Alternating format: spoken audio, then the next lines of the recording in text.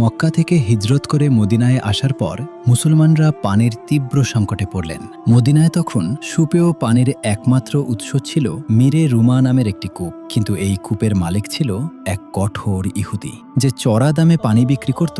মিশ্র মুহাজির সাহাবেদের পক্ষে সেই পানি কিনা অসাধ্য ছিল। সাহাবিদের এই কষ্ট দেখে রাসূল সাল্লাল্লাহু আলাইহি ওয়াসাল্লাম ঘোষণা দিলেন, কে আছে এমন যে এই কূপটি কিনে ওয়াকফ করে দিবে, বিনিময়ে আল্লাহ তাকে জান্নাতে এর থেকেও উত্তম ঝর্ণা দান করবেন।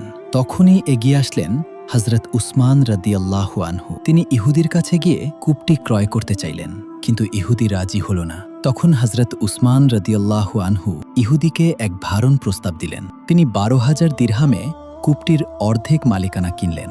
চুক্তি হল, একদিন পানি ব্যবহার করবেন হযরত উসমান রাদিয়াল্লাহু আনহু, আর একদিন পানি ব্যবহার করবেন ইহুদি। হযরত উসমান রাদিয়াল্লাহু আনহু এর দিনে তিনি ঘোষণা দিলেন, সবাই বিনামূল্যে যত খুশি পানি নিয়ে যাও। আর সাহাবীরা তখন 2 দিনের পানি একসাথে সংগ্রহ করে নিত। ফলে ইহুদির পালার দিনে আর কেউ তার থেকে পানি কিনত না। ব্যবসা বন্ধ হতে দেখে ইহুদি বাধ্য হয়ে মাত্র 8,000 দিরহামে কূপের বাকি অর্ধেকও উসমান রাদিয়াল্লাহু আনহুর কাছে বিক্রি করে দিল। নবীজি হযরত উসমান রাদিয়াল্লাহু আনহুকে জান্নাতের সুসংবাদ দিলেন।